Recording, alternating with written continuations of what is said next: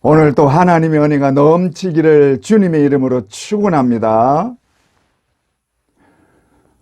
로마서는 구원에 대한 모든 것을 가장 잘 말씀하고 있습니다.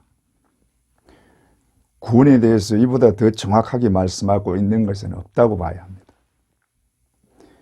그 구원의 가장 마지막을 장식하는 말씀이 오늘 본문입니다. 오늘 본문은 우리가 잘 알고 있는 말씀입니다. 그럼에도 이 본문을 택하는 이유는 이 말씀은 그냥 알고 넘어갈 말씀이 아니라 체험되어야 할 말씀이기 때문에 어떻게 하면 바울처럼 감격하고 외칠 수 있을까? 이것을 고민하면서 생각하는 말씀입니다. 바울 사도는 하나님의 사랑에 감격하고 있습니다. 이것이 우리라고 다를 게 있습니까? 그 사랑을 깨달으면 다 바울만큼 감격하게 됩니다. 오늘 이런 감격을 가질 수 있기를 주님의 이름으로 축원합니다. 사람들은 다 사랑을 받고 싶어 합니다. 그런데 세상은 갈수록 개인주의가 판을 치고 있습니다. 남을 생각하지를 않습니다. 모든 것이 자기 위주이기 때문에 남에게 사랑을 주지를 않습니다. 그래서 요즘은 자기 자신을 사랑하라고 합니다. 그리고 그것이 다 옳다고 생각합니다. 요즘 이런 말 많이 듣죠? 자기를 사랑하라는 말. 그러나 이것은 하나님의 말씀과 정반대입니다. 빌립보서 2장 3절에 오직 겸손한 마음으로 각각 자기보다 남을 낮게 여기고, 자기보다 남을 낮게 여기려면 남을 먼저 생각해야 되고 나보다 남을 먼저 사랑해야 합니다. 뿐만 아니라 예수님도 나를 따라오려거든 자기를 부인하라고 하십니다. 이것은 자기를 사랑하지 말라는 말입니다. 자기를 사랑하라는 말은 말세의 죄악이 극심한 때에 나타난 말입니다. 디모데후서 3장 1절에서 2절에 너는 이것을 알라. 말세에 고통하는 때가 이르러 사람들이 자기를 사랑하며 돈을 사랑하며 자랑하며 교만하며. 세상 사람들이 하는 말은 언제나 하나님의 말씀과 반대로 말을 합니다. 그러므로 우리는 말씀을 굳게 잡아야 합니다. 말씀에 굳게 서야 합니다. 세상에 흔들리지 않기 위해서는 말씀이 바로 서야 합니다. 지금 세상에는 사랑이 다 메말라서 어디에서도 사랑을 찾을 길이 없습니다. 비정한 동물의 세계가 인간 세계에도 나타납니다. 적자 생존의 법칙이 인간 세계에도 만연합니다. 어떻게 하든지 남을 짓밟고 올랐어야 살아남을 수 있습니다. 가끔 TV에서 동물의 세계를 보면 소떼들이 대대적인 이동을 하는 것을 볼 수 있습니다. 그 이동을 보면 대장이 앞장서서 갑니다. 그러면 다 따라가게 됩니다. 한 번은 소떼들이 강물을 건너가는데 대장 소가 앞장서서 강물에 들어가서 건너갑니다. 꽤 먼 거리에 건너편으로 건너가는데 건너편으로 건너가서 이제 뛰어 올라갑니다. 언덕을 뛰어 올라가는데 소들이 앞에 가는 소들이 언덕을 뛰어 올라가면서 물을 적시니까 그 언덕이 미끄러워서 그 다음에 오는 소들이 미끄러워서 물에 빠집니다. 그러니까 그 뒤에 오는 소들이 그 소들을 짓밟고 올라가는 것입니다. 그렇게 다 지나가고 나니까 수십 마리의 소들이 물에 떠내려갑니다. 죽었어.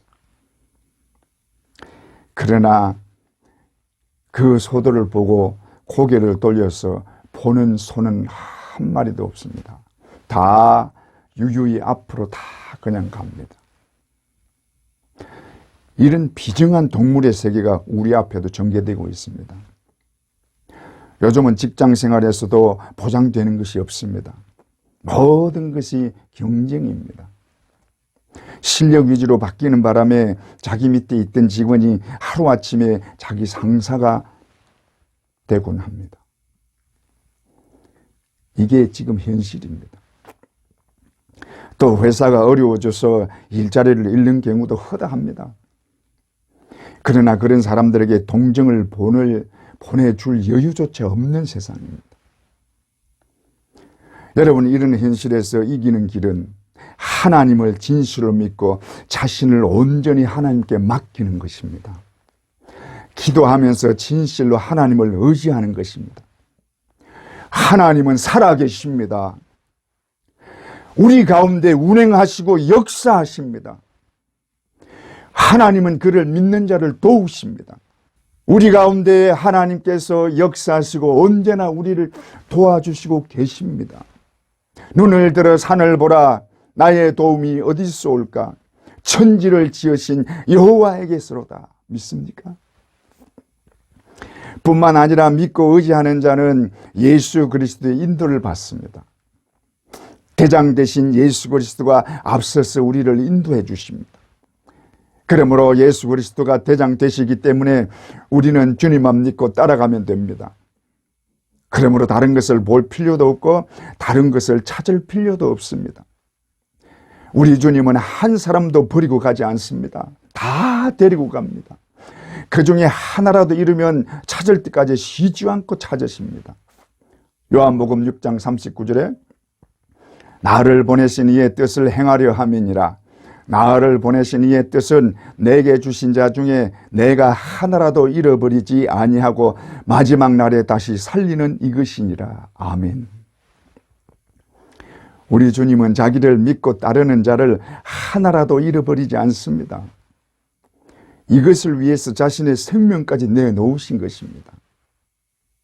자신의 생명을 내어놓고 우리를 살렸습니다. 그러므로 우리는 주님만 믿고 따라가면 됩니다. 자기의 생명까지 내어놓고 우리를 지켜주시고 보호해 주시는 것입니다. 그런데 이런 주님을 믿지 못하고 깨닫지 못하면서 신앙생활을 하는 분들이 많이 계세요. 어떤 집사님이 교회에 나가기 전에 아내가 하도 교회에 가자고 하니까 가정의 평화를 위해서 교회에 나가주기로 했습니다. 나가다 보니까 사람들이 서로 반갑게 인사하는 것이 참 좋아 보였습니다. 그래서 자기도 웃으면서 인사를 받아주기도 하고 할렐루야 하고 손을 들어주기도 했습니다. 또 아는 얼굴을 보면 자기가 먼저 손을 들고 할렐루야 하고 인사하기도 했습니다.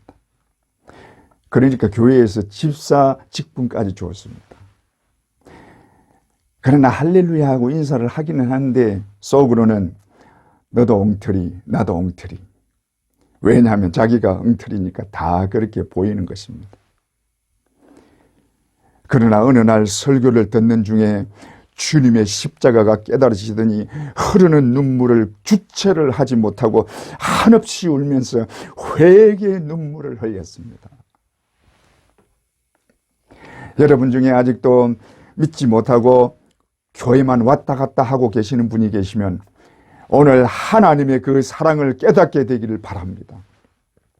날 위해서 독생자까지 아끼지 않으시고 내어주신 하나님의 그 놀라운 사랑을 깨닫게 되기를 주님의 이름으로 축원합니다. 사실 제가 아무리 하나님의 그 사랑을 설명할래야 할 수가 없습니다. 왜냐하면 저도 그 사랑을 다 알지를 못하기 때문입니다. 누가 다 알겠어요? 우리는 하나님이 나를 사랑하신다고 말은 하지만 그 사랑을 다 알 수도 없고 표현할 수도 없습니다. 그 큰 사랑을 누가 설명할 수 있겠습니까? 우리가 생각할 수 없는, 감히 상상도 할 수 없는 사랑입니다. 여러분, 하나님이 태초부터 나를 아시고 사랑하셨다는 것이 믿어지십니까? 하나님이 내가 태어나기도 전에 나를 사랑하시고 그런 나를 살리려고 예수 그리스도를 이 땅에 보내서 십자가에 달려 죽게 하셨는데 이것을 우리가 어떻게 믿을 수 있겠습니까? 그리고 어떻게 설명할 수 있겠습니까? 그런데 하나님께서 이것을 깨달아 알게 하시고 믿게 하십니다. 어느 순간 예수 그리스도가 십자가에 죽은 것이 나를 살리기 위한 것이요 세상을 사랑하사 독생자를 주신 것이 아니라 나를 사랑하사 독생자를 주셔서 나를 살려주셨다. 이것이 깨달아지고 그 사랑에 감격하여 울게 하시는 것입니다.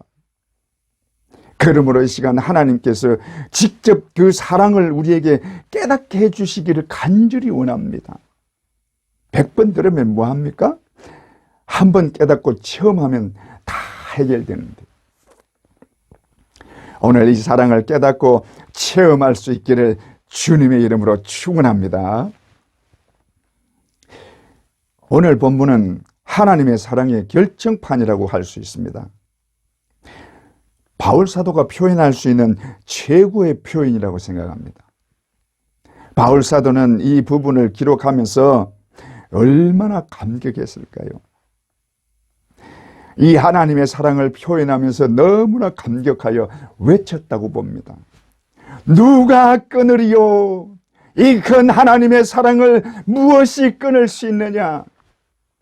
우리를 우리 주 그리스도 예수 안에 있는 하나님의 사랑에서 끊을 수 없느니라. 여러분 믿습니까? 이제 좀 구체적으로 본문을 살펴보면서 왜 하나님의 사랑이 끊을 수 없는 사랑인가 하는 것을 좀 보면, 첫째로 자기 아들을 아끼지 아니하신 사랑이기 때문입니다. 31절에 그런즉 이 일에 대하여 우리가 무슨 말하리요? 하나님이 우리를 위하시면 누가 우리를 대적하리요? 자기 아들을 아끼지 아니하시고 우리 모든 사람을 위하여 내어주시니가. 그런즉 이 일에 대하여 무슨 말하리요? 이 일은 앞에 나오는 내용들입니다.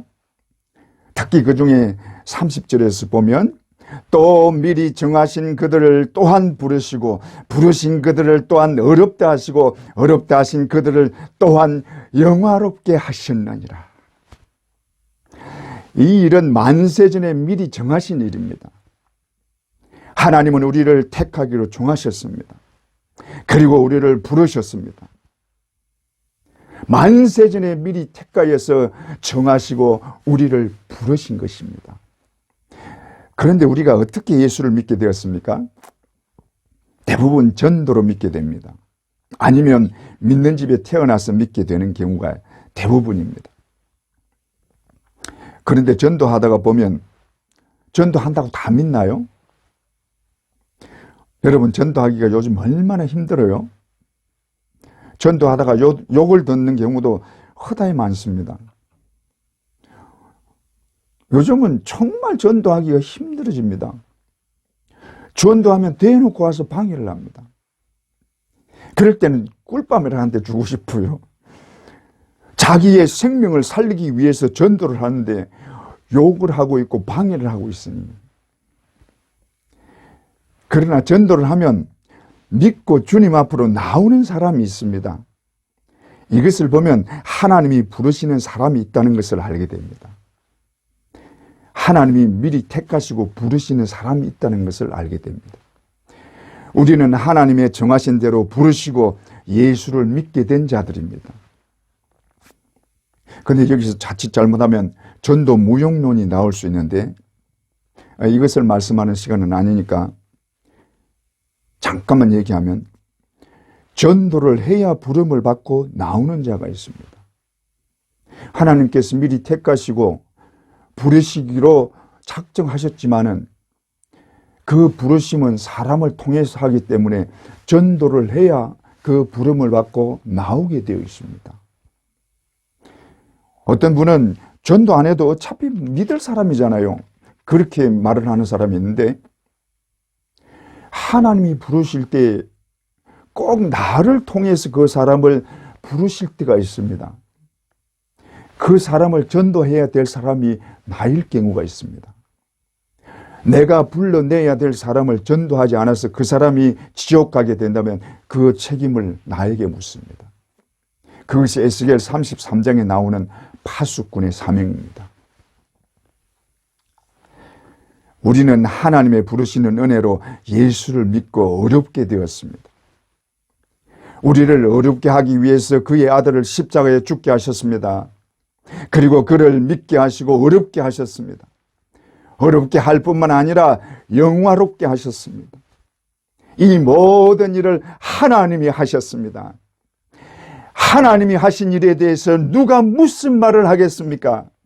그런즉 이 일에 대하여 우리가 무슨 말하리요? 만일 하나님이 우리를 위하시면 누가 대적하리요? 하나님이 우리를 위해서 이 일을 하셨는데 감히 누가 대적할 수 있느냐?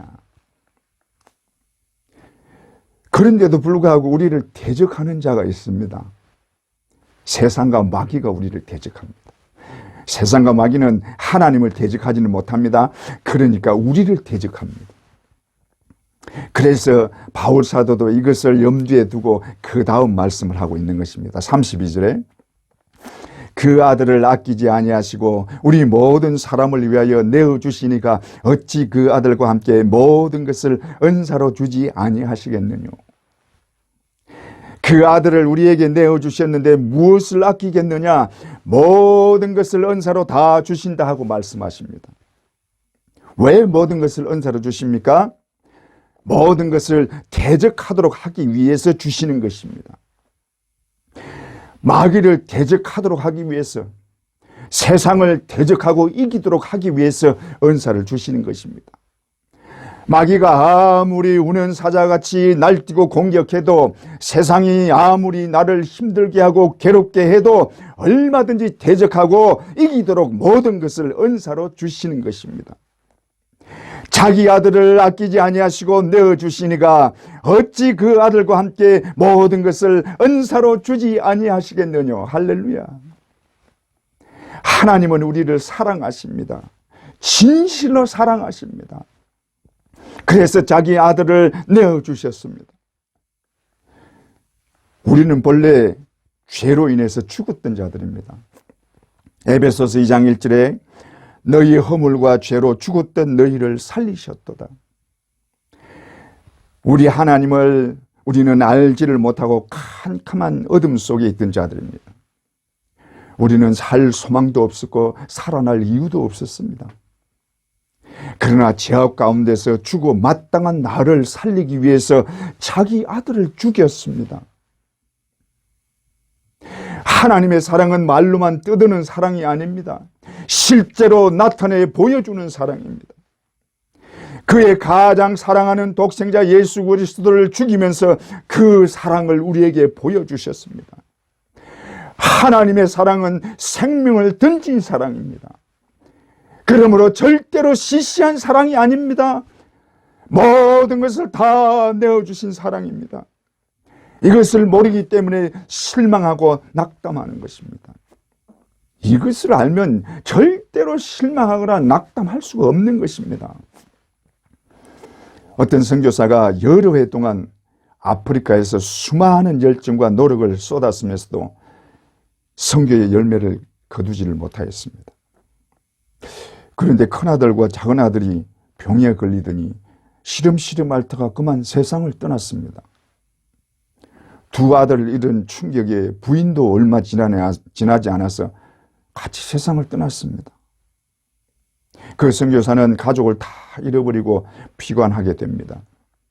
하나님이 나에게 왜 이런 큰 시련을 주실까? 나에게 이 선교가 무슨 유익이 있는가? 그는 고민하다가 결국 선교를 포기하기로 했습니다. 그리고는 짐을 싸서 고향인 미국으로 돌아가는 배에 탔습니다.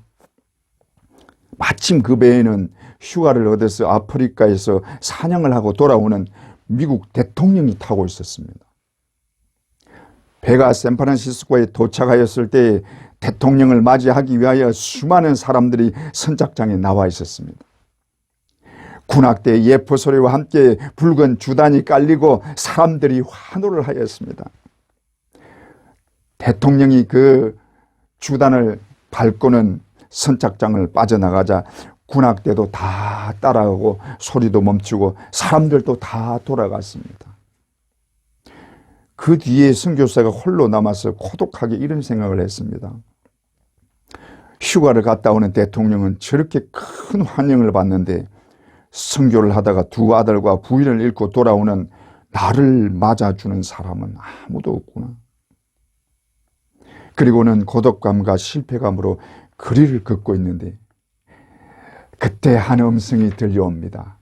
내 아들아, 너는 아직 고향으로 돌아오지 않았다.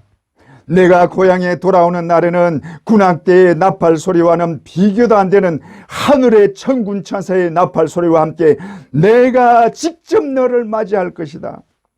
붉은 주단이 아니라 황금의 유리길을 깔고 너를 마중 나오마. 사랑하는 아들아, 끝까지 충성하라. 할렐루야. 이 음성을 들은 선교사는 그동안 하나님을 온전히 믿지 못하고 충성하지 못했던 죄를 깊이 회개했습니다. 그리고는 다시 아프리카로 돌아가서 마지막까지 충성을 다하였습니다. 하나님은 우리의 모든 것을 아시고 끝까지 사랑하십니다. 이 사랑으로 힘과 용기를 주십니다. 이 하나님의 사랑은 절대로 끊을 수 없습니다. 자기 아들을 죽게 하시면서 사랑한 사랑인데 이 사랑을 누가 끊을 수 있습니까? 이 사랑을 진실로 깨달을 수 있기를 주님의 이름으로 축원합니다. 둘째로, 하나님이 택하시고 어렵다고 하셨기 때문에 하나님이 이 사랑을 끊지를 않습니다. 33절에 누가 능히 하나님의 택하신 자들을 고발하리요? 어렵다 하시는 하나님이시니 누가 정죄하리요? 고발은 누가 하느냐 하면 양심이 고발을 합니다. 이건 믿는 사람이나 안 믿는 사람이나 다 해당됩니다. 안 믿는 사람들이 심판받는 근거는 양심의 고발에 의하는 것입니다. 로마서 2장 15절에 이런 이들은 그 양심이 증거가 되어 그 생각들이 서로 혹은 고발하며 혹은 변명하여, 아무리 어렵게 산 사람도 믿지 않으면 양심의 고발을 받습니다. 이 사람은 하나님을 믿지 않는다고 고발을 하는 것입니다. 인간의 양심은 거짓말을 못합니다. 하나님을 믿는 사람도 죄를 범하면 양심에 찔리게 됩니다. 이것은 벌써 양심의 고발을 받는다는 것입니다. 그러므로 양심에 찔리면 빨리 회개하고 하나님께로 돌아와야 합니다. 또 율법이 고발합니다. 율법에 비추어서 너는 이런 잘못을 저질렀다고 지적을 받습니다. 이것은 말씀을 제대로 믿지 않고 순종하지 않을 때에 말씀에 의해서 지적받는 것으로 볼 수 있습니다. 마지막 심판 때에 말씀이 우리를 판단합니다. 또 마귀가 고발합니다. 마귀는 참수하는 자죠. 참수하는 것이 고발하는 것입니다. 그러므로 하나님을 믿지 않고 말씀을 순종하지 않고 예수 그리스도의 십자가의 공로를 의지하지 않는 자는 피할 길이 없는 것입니다. 사면에서 고발하는 적들이 있습니다. 피할 길이 없습니다. 그러나 하나님이 이 모든 것을 아시고 나를 택하셨습니다. 하나님이 나를 아시고 택하셨는데 누가 고발할 수 있느냐? 하나님이 이미 다 알고 계시는데 고발할 필요가 없다는 것입니다. 뿐만 아니라 예수 그리스도가 이 모든 허물과 죄를 씻어주시려고 피를 흘려주셨습니다. 그 피로 우리를 씻어주시고 우리를 어렵다고 하셨습니다. 그러므로 하나님이 어렵다고 하신 이상 우리에게 죄인이라는 말은 해당되지 않습니다. 그러므로 우리를 고발하는 세력이 아무리 많아도 절대로 정죄받지 않습니다. 믿습니까? 정죄는 하나님만이 할 수 있습니다. 하나님 외에는 아무도 정죄할 수 없습니다. 그런데 정죄하셔야 할 하나님이 자기 아들을 주시면서 그 아들을 믿게 하셨고 믿는 우리를 어렵다고 하시고 너희는 어렵게 되었다고 선언하셨습니다. 이것이 칭의입니다. 하나님께서 우리를 어렵다고 칭해 주셨습니다. 그러므로 하나님도 더 이상 우리를 정죄하지 않습니다. 정작 우리를 향해서 너희는 죄인이야. 그러므로 죽어야 돼. 그래야 하실 분이 너희 죄가 주홍같이 붉을지라도 흰눈같이 되리라. 너희 죄는 다 사함을 받았느니라. 할렐루야. 그러나 우리는 본래 죄인이었다는 것을 잊지 말아야 합니다. 그리고 지금도 죄를 범하고 언제든지 죄를 지을 수 있다는 것을 인정해야 합니다. 그러므로 나를 위해서 죽었다가 나를 위해서 살아나신 예수 그리스도를 더욱 믿고 의지해야 합니다. 이런 나를 끝까지 사랑하시고 도와주시는 하나님을 온전히 믿어야 합니다. 여러분 믿습니까? 이 하나님을 진실로 믿습니까? 셋째로, 다시 살아나신 예수 그리스도가 계시기 때문에 끊을 수 없는 것입니다. 34절에 죽으실 뿐 아니라 다시 살아나신 이는 그리스도 예수시니 그는 하나님 우편에 계신 자요 우리를 위하여서 간구하시는 자시니라. 예수 그리스도는 우리 죄를 위하여 죽었습니다. 그리고 그를 믿는 모든 자의 죄를 속량하셨습니다. 주님이 자신의 생명으로 우리의 죄값을 다 치루어 주셨습니다. 그리고 죽으시고 부활하셔서 성천하시고 하나님 보좌 우편에 오르셨습니다. 그리고 그곳에서 우리를 위하여 간구하십니다. 여기서 간구는 중보한다는 말과 구한다는 말이 다 포함됩니다. 중보는 하나님과 우리 사이를 중재하는 것입니다. 하나님과 우리 사이는 도저히 함께할 수 없는 엄청난 틈이 벌어졌습니다. 하나님은 거룩하시고 영광스러운 분이십니다. 이 거룩은 죄가 절대로 가까이 할 수 없습니다. 그러므로 하나님께는 죄가 가까이 할 수 없고 죄를 용납도 할 수 없습니다. 인간이 죄를 범했기 때문에 이 하나님의 거룩에 절대로 가까이 갈 수가 없는 것입니다. 그래서 하나님과 인간 사이는 엄청난 틈이 생긴 것입니다. 이 두 사이를 화목하게 하는 길은 둘 중에 하나밖에 없습니다. 하나님이 죄인이 되시든지 우리가 어렵게 되든지 둘 중에 하나를 해야 합니다. 이건 둘 다 불가능합니다. 하나님이 죄인이 된다는 것은 상상도 못하는 일입니다. 그래서 우리가 어렵게 되어야 하는 것입니다. 그러나 우리가 어렵게 되는 길은 우리 스스로는 불가능합니다. 이것을 하나님이 친히 책임지십니다. 우리 스스로는 어렵게 될 길이 없기 때문에 우리 대신 하나님이 책임지시고 우리 죄를 해결하시고 우리를 어렵게 하십니다. 그러나 죄를 사하는 것은 피를 흘리는 길밖에 없기 때문에 그것을 독생자 예수 그리스도가 대신하시고 피를 흘려주심으로 우리 죄가 사함받고 우리가 어렵게 된 것입니다. 그러므로 예수 그리스도가 자신의 생명을 바쳐 하나님과 인간 사이를 화목하게 하는 화목제물이 되신 것입니다. 그리고 하나님 보좌 우편에 올라 계십니다. 거기서 우리를 위하여 간구하십니다. 비록 우리는 예수를 믿고 어렵게 되었지만 육신을 가지고 있는 이상 온전하지 못합니다. 그래서 죄를 범할 수 있고 언제든지 우리의 잘못된 그런 모습들이 하나님 앞에 나타날 수 있는 것입니다. 그러면 하나님의 진노가 임하게 되는데 그때 우리 주님이 중보하시고 또한 간구하십니다. 그러면 하나님은 예수 그리스도를 보시고 그 진노를 거두시는 것입니다. 하나님 우편에 계신 주님을 보시고 하나님이 진노를 거두시는 것입니다. 그러므로 예수 그리스도가 하나님 우편에 계신 것은 항상 하나님이 주님을 바라보게 하시는 것입니다. 주님을 보시고 피 흘려 죄를 사하신 것을 생각하게 하시는 것입니다. 이것이 중보입니다. 그래서 우리가 죄를 범해도 당장 형벌을 당하지 않는 것입니다. 그런데 그리고 끝나는 것이 아니라 우리가 지은 죄를 회개하도록 성령을 통해서 계속 말씀하십니다. 회개하라. 회개하고 돌아오라. 회개해야 한다. 계속 말씀하십니다. 그럴 때 빨리 회개하고 하나님께로 돌아와야 합니다.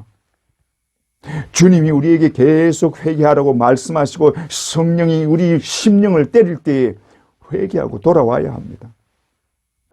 주님은 우리를 정말 사랑하십니다. 그 사랑을 주시려고 사람이 되셨습니다. 그리고 십자가에서 처절한 고통을 받으시고 자기 생명으로 나의 생명을 대신하고 죽으시면서 그 사랑을 온전히 보여주셨습니다. 뿐만 아니라 우리 주님의 사랑은 하늘에 오르신 후에도 계속되고 있습니다. 우리를 위해서 중보하시고 간구하고 계십니다. 우리 주님의 사랑은 죽기까지 사랑하는 사랑입니다. 끝까지 사랑하십니다. 그러므로 절대로 끊어지지 않는 사랑입니다. 우리가 천국 갈 때까지 변치 않는 사랑입니다. 믿습니까? 그러므로 우리 주님이 계신 이상 하나님의 사랑 또한 변치 않습니다. 비록 우리가 어떨 때는 하나님의 뜻대로 살지 못하고 하나님의 마음을 아프게 할 때가 있을지라도 하나님은 우리 주 예수 그리스도를 보시고 나에게 한없는 은혜를 베푸시고 그 은혜로 나를 도우시고 새롭게 바꾸어 주시는 것입니다. 하나님의 사랑으로 나를 새롭게 해주시는 것입니다. 그러므로 예수 그리스도가 계시다는 것은 하나님의 사랑을 확실히 믿게 하는 것이요, 그 사랑은 절대로 끊을 수 없는 사랑의 보증이 되는 것입니다. 그러므로 예수 그리스도가 계신 이상 하나님의 사랑은 절대로 끊어지지 않습니다. 이 사랑을 온전히 받는 우리 모두가 되기를 주님의 이름으로 축원합니다. 넷째로, 이 모든 것을 하나님이 원하셨기 때문입니다. 예수 그리스도를 십자가에 누가 죽였는지 아세요? 하나님이십니다. 하나님 외에는 아무도 예수 그리스도를 죽일 수 없습니다. 성경에 보면 마치 바리새인과 서기관들과 제사장들이 모의를 해서 죽인 것처럼 보입니다. 빌라도가 십자가 행위에 처하는 은도를 내렸습니다. 로마 병정들이 예수를 십자가에 못을 박았습니다. 그러나 그들이 모든 권세를 가진 예수 그리스도를 죽일 수는 없습니다. 하나님이 허락지 않으면 아무도 예수님을 죽일 수 없습니다. 그러므로 예수 그리스도를 십자가에 못 박으신 분은 하나님이십니다. 그런데 왜 하나님은 독생자 예수 그리스도를 죽이신 것입니까? 왜 하나님이 십자가에 못을 박으신 것입니까? 우리를 너무나 사랑하셔서 우리를 살리기 위해서 자기 아들을 죽이시고 대신 우리를 그의 아들로 삼으신 것입니다. 이것을 하나님이 원하셨습니다. 하나님이 자기 아들을 죽이시고 우리를 살리기를 원하셨습니다. 나를 사랑하시는 그 사랑 때문에 하나님은 자기 아들을 죽이시고 나를 살려서 자기 아들을 삼으신 것입니다. 하나님이 이것을 원하셨고 하나님이 나를 그처럼 사랑하신 것입니다. 이것을 바울 사도가 외치는 것입니다. 로마서 8장 38절에서 39절에 내가 확신하노니 사망이나 생명이나 천사들이나 권세자들이나 현재일이나 장래일이나 능력이나 높음이나 깊음이나 다른 어떤 피조물이라도 우리를 우리 주 그리스도 예수 안에 있는 하나님의 사랑에서 끊을 수 없으리라. 할렐루야. 나를 사랑하시는 하나님의 사랑은 절대로 끊을 수 없는 사랑입니다. 나를 하나님이 사랑하시는 이 사랑은 절대로 끊어지지 않는 사랑입니다. 그런데 이 말씀을 잘 실감을 하지를 못해요. 왜 그러냐면 내가 그 사랑을 받을 자격이 없다고 생각하기 때문입니다. 하나님의 사랑에 대해서 내가 자신이 없는 것입니다. 그래서 이 사랑에 감격하지를 못합니다. 이래가지고 어떻게 하나님의 사랑을 받겠어? 이런 추악한 모습을 가지고 어떻게 하나님의 사랑을 받는 자가 되겠어? 여러분, 제가 질문을 하나 드릴 테니까 솔직하게 대답해 보시기 바랍니다. 여러분은 분명히 구원을 받았습니까? 혹시 확신이 없으시면 다르게 묻습니다. 여러분은 예수님이 십자가 지신 것을 분명히 믿습니까? 그 십자가가 나의 죄 때문이라는 것을 믿습니까? 예수님은 오로지 나의 죄 때문에 십자가에 달려 죽었습니다. 그 그렇지 않으면 예수님이 십자가에 달려 죽으신 것이 나와 상관이 없습니다. 온 인류의 죄가 아니라 바로 나의 죄 때문에, 내 한 사람 때문에 십자가에 달려 죽으신 것입니다. 다른 사람의 죄는 상관이 없습니다. 오직 나를 살리기 위해서 십자가에 달려서 그 고초를 받으신 것입니다. 그리고 결국 나의 죄 때문에 죽었습니다. 그리고 나를 살렸습니다. 이것을 믿으시기 바랍니다. 그런데 예수님이 내 대신 십자가를 지실 때 내가 어떤 상태였습니까? 죄악에 빠져 있었습니다. 하나님을 전혀 모르고 세상에 빠져있던 나를 위해서 예수 그리스도가 십자가를 지셨고 나를 살려주셨습니다. 왜 살려주셨는지도 모르고 살아난 것입니다. 그런 나를 하나님이 사랑하시는데 내가 사랑받을 자격이 있어서 사랑하십니까? 나의 자격과 상관없이 하나님이 나를 사랑하십니다. 그러므로 이 사랑은 일방적인 사랑입니다. 하나님이 나를 사랑한 것은 무조건적이요 절대적인 사랑입니다. 그러므로 변할 수 없는 사랑입니다. 하나님이 나를 사랑하시기 때문에 자기의 독생자를 죽였는데 그 사랑이 어떻게 변할 수 있겠으며 무엇이 그 사랑을 끊을 수 있겠습니까? 그 사랑을 내가 받고 있는 것입니다. 여러분 믿습니까? 그런데 어떤 상황에서도 하나님이 나를 사랑하시니까 아무렇게나 살아도 된다고 생각을 하고 죄를 지어도 하나님이 나를 사랑하시니까 괜찮다. 그렇게 생각을 하고 죄 짓고 살 수 있습니까? 간혹 좀 잘 믿는 분들 중에는 이런 분들이 계세요. 어떤 분이 술에 잔뜩 취해서는 하는 말이 하나님은 나를 사랑하시기 때문에 언제나 자기를 지켜주신다는 것입니다. 내가 어떤 사람인 줄 아느냐? 하나님의 보호를 항상 받고 있는 사람이다. 그렇게 말을 합니다. 이것은 하나님의 사랑을 바로 깨닫지 못한 것입니다. 교회는 오래 다니고 들은 말은 있어서 하나님이 나를 사랑한다고 착각하는 것입니다. 제대로 믿고 진짜 구원받은 자라면 술을 마시면서 죄나 짓고 아무렇게나 살 수는 없는 것입니다. 이 사랑을 진짜 깨달은 자는 절대로 그렇게 살지 않습니다. 이것을 깨닫지 못하고 적당히 믿으니까 세상도 가까이 하고 죄도 짓고 술도 마시고 하는 것입니다. 만약에 이런 분이 계시면 회개하시기 바랍니다. 인내하시고 기다리시는 하나님께로 돌아오시기 바랍니다. 마음에 찔리는 분이 계시면 즉시 하나님께 기도하시기 바랍니다. 우리 하나님은 회개하는 자를 누구보다 기뻐하십니다. 회개하고 돌아오는 자를 언제나 기다리시고 계십니다. 그리고 회개하고 돌아오면 누구보다 기뻐하는 것입니다. 이 하나님을 진실로 믿고 마음의 기쁨과 평안을 누리시기를 주님의 이름으로 축원합니다. 그러나 하나님의 사랑을 제대로 알기가 쉽지는 않습니다. 설교하는 목사라고 그 사랑을 다 알고 설교하는 사람은 없습니다. 뭐 저라고 다 알겠습니까? 하나님의 사랑은 알면 알수록 더 크고 더 한이 없습니다. 그래서 찬송가 가사를 쓴 분도 하나님의 사랑은 말로는 표현할 수 없는 사랑이다. 하늘을 두루마리 삼고 바다를 먹물 삼아도 한없는 하나님의 사랑 다 기록할 수 없겠네. 하나님의 사랑을 우리가 어떻게 다 알겠습니까? 그런데 하나님의 사랑을 깨달을 때가 있습니다. 그게 언제냐 하면 신앙이 점점 자라갈 때 어느 순간입니다. 어린아이는 부모의 사랑을 모릅니다. 모르지만 부모가 자기를 사랑한다는 것은 압니다.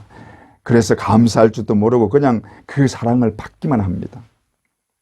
그런데 부모는 자식이 알든 모르든 자식들을 위해서 모든 것을 희생하잖아요.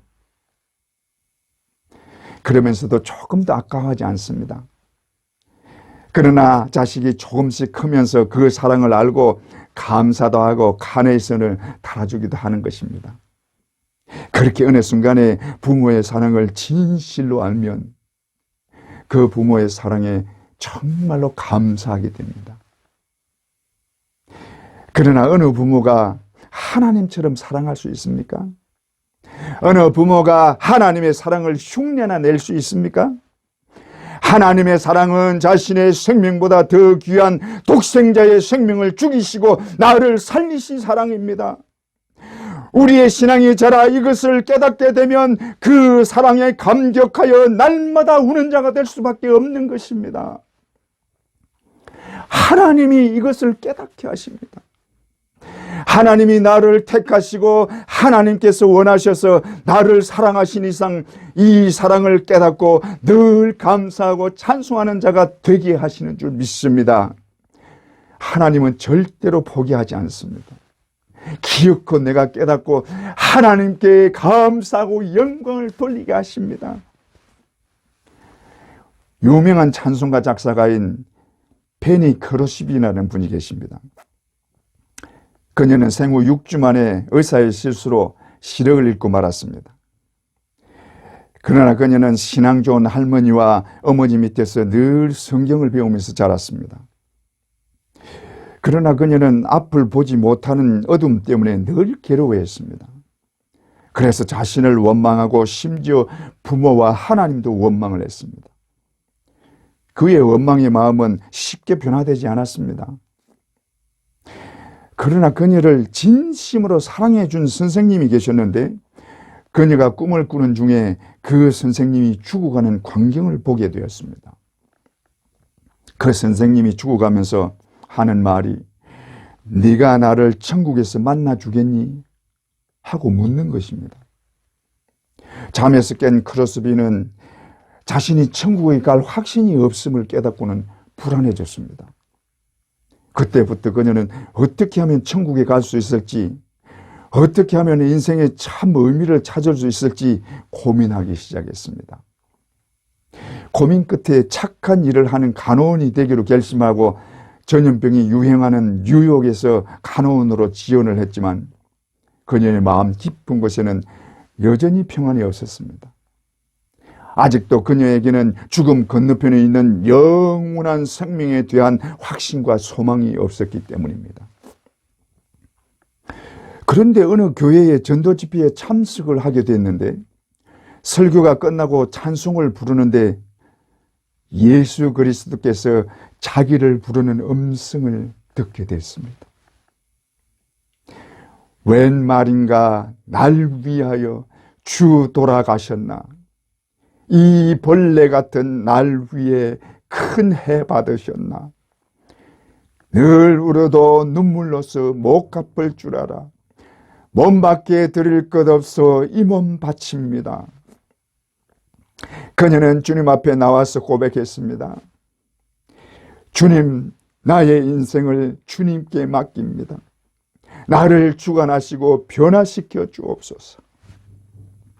이 찬송가 가사가 그녀의 마음을 파고들었고 그녀를 완전히 변화시킨 것입니다. 그 후로 95세까지 살면서 하나님을 찬송하는 시를 10,000편 이상 썼습니다. 그녀는 사람들에게 항상 이렇게 말했습니다. 나는 다시 태어나도 보지 못하기를 원합니다. 왜냐하면 천국에서 제일 먼저 볼 얼굴이 주님의 얼굴이기 때문입니다. 여러분 이 사랑을 깨달을 수 있기를 바랍니다. 웬 말인가 날 위하여 주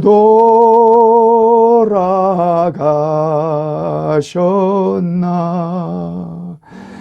이 벌레 같은 날 위에 큰 해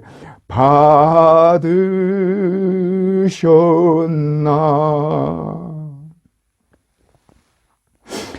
이 사랑 생각하면 눈물밖에 흘릴 수 없고 이 사랑을 배반할 수 없어서 생명을 내어놓고 순교라도 하는 것입니다. 내가 확신하노니 사망이나 생명이나 천사들이나 권세자들이나 능력이나 높음이나 깊음이나 다른 어떤 피조물이라도 우리를 우리 주 그리스도 예수 안에 있는 하나님의 사랑에서 끊을 수 없으리라. 할렐루야. 끊을 수 없는 하나님의 사랑이 우리 모두와 영원히 함께하기를 주님의 이름으로 축원합니다.